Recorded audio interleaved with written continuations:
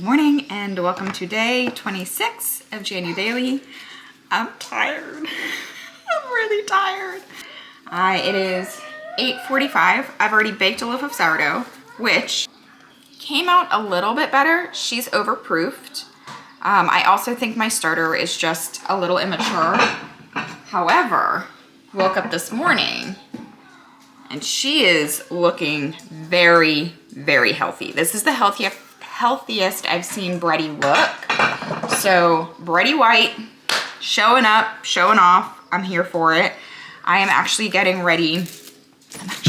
Honestly, I'm eating sourdough for breakfast and a banana. I'm going to go meet my friend Cheyenne for a very long walk, which seems to be my Sunday tradition, and I'm here for it.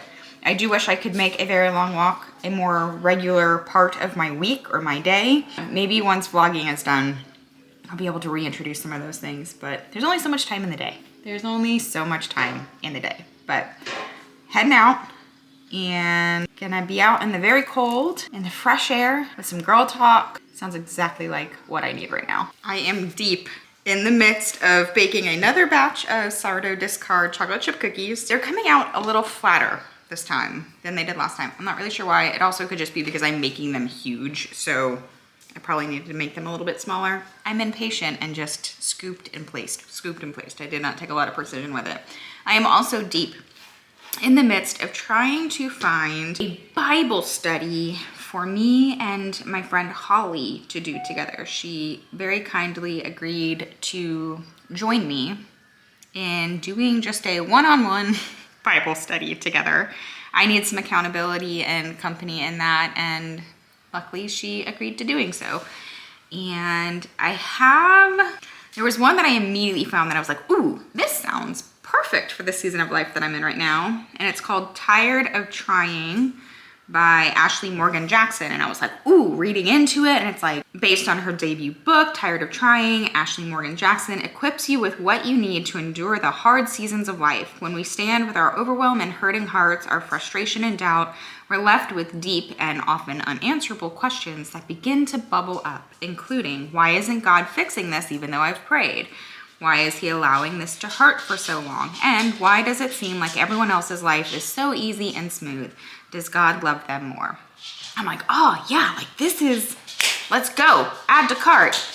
Pre-order. Comes out in April.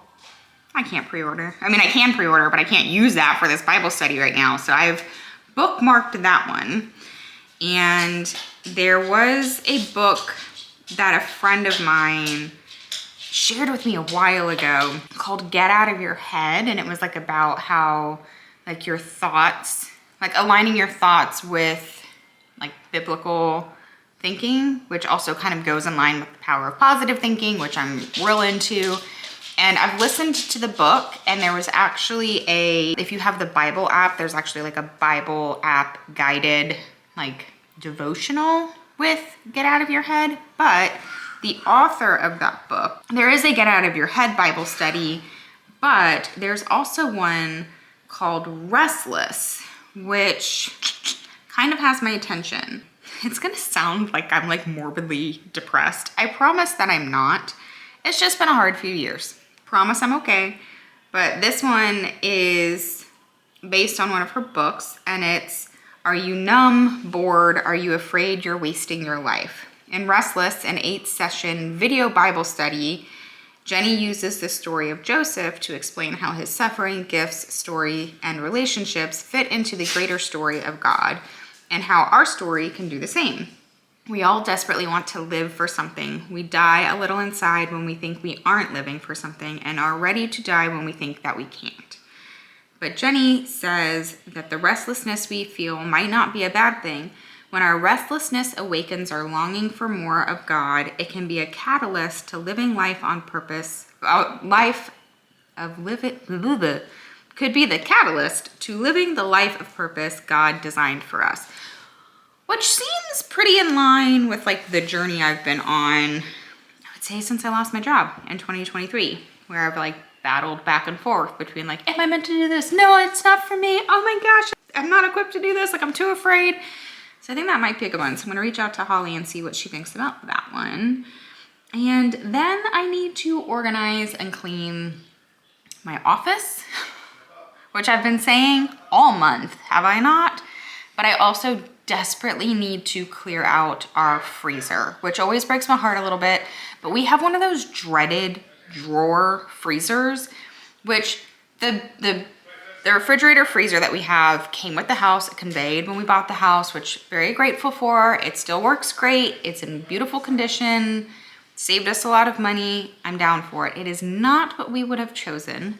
And I can't say that we'll ever choose a drawer freezer in the future, but it is just so tough to stay on top of what we have in our freezer. And like when you're in a hurry getting back from the grocery store, I know other busy moms can relate to this, where like the last thing I want to do is like take the time to like strategically put things in there. No, I just want to like dump things where they need to go and move on with the day, because I'm barely hanging on by a very frayed thread.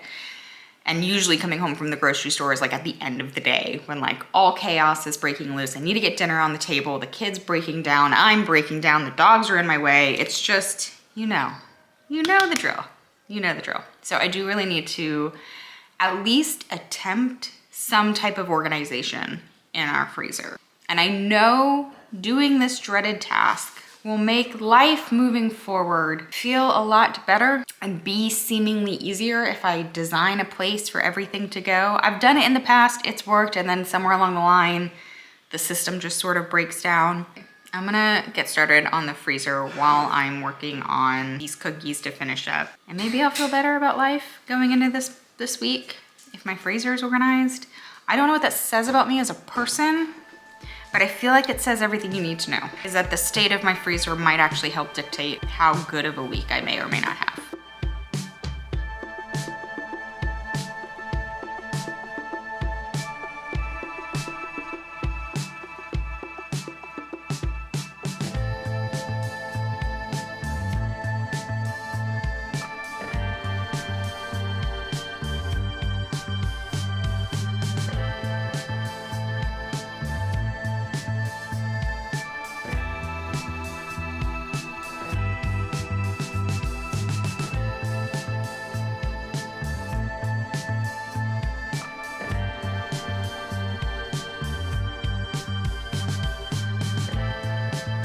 Freezer is slightly more organized. It won't probably look that way to you, but it feels at least that way to me.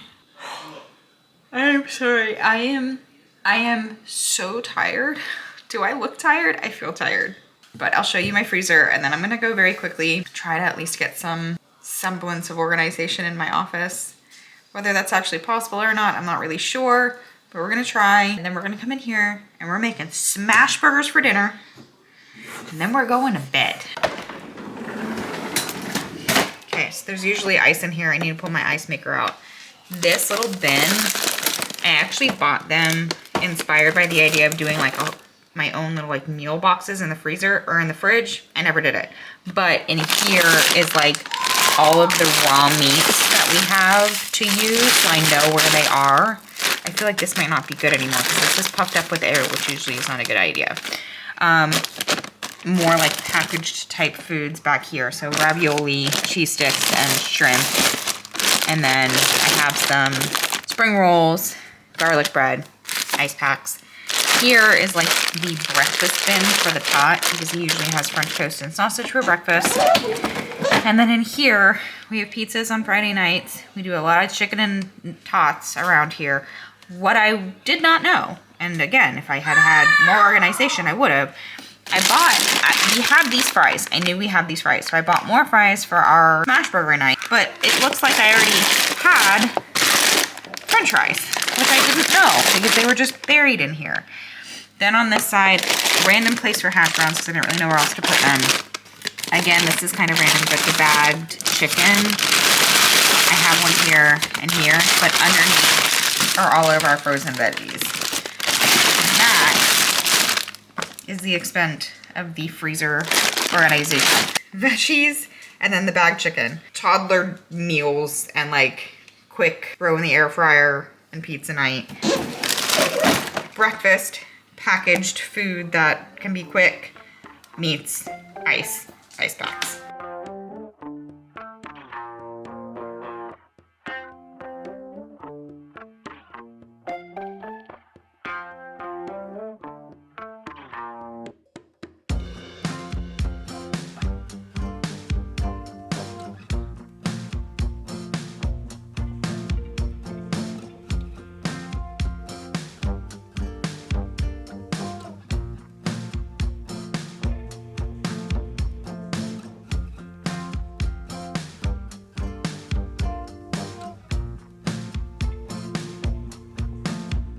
I've been listening to Dinner for Vampires by Bethany Joy Lenz. She was Haley on One Tree Hill, and I'd known for a while that she was like involved in some type of cult, but I didn't really know much about her background or her story.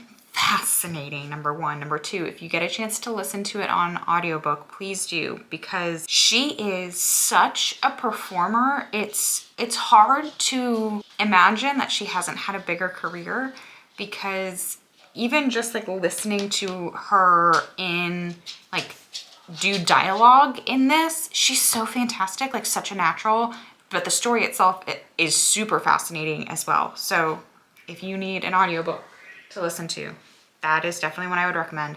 Another audiobook I'd recommend, not that you've asked for these things, but they're just books I've been listening to / reading, so I'm sharing.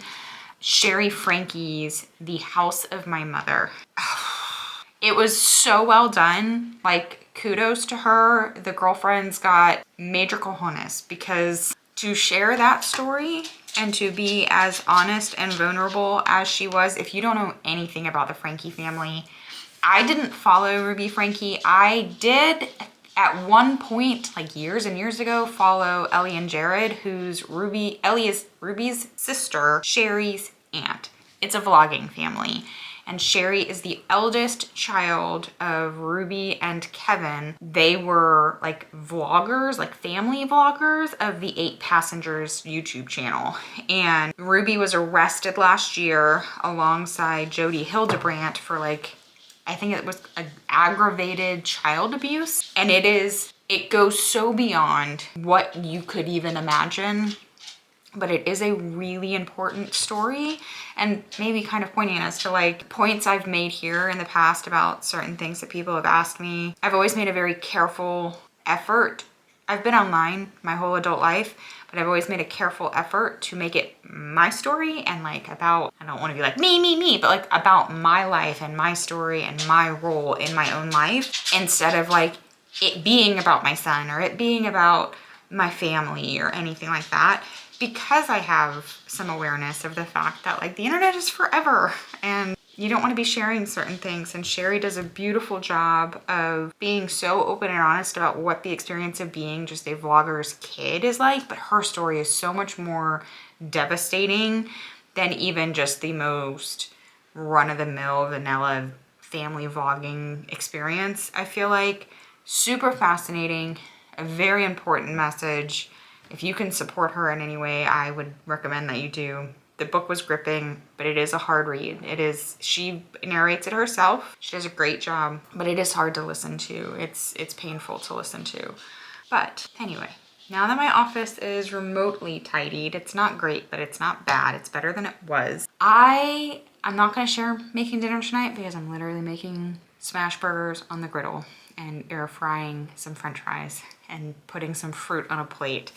So I'm gonna go ahead and end this video here. If you resonated with this content at all, or you just feel like we could be friends, go ahead and like the video, comment down below and let me know if you are listening to any really interesting books lately, and subscribe. I'm doing every day through January, and then beyond that, I'll be doing a more regular schedule carrying through the year. And with that, I will see you guys all again tomorrow. Bye.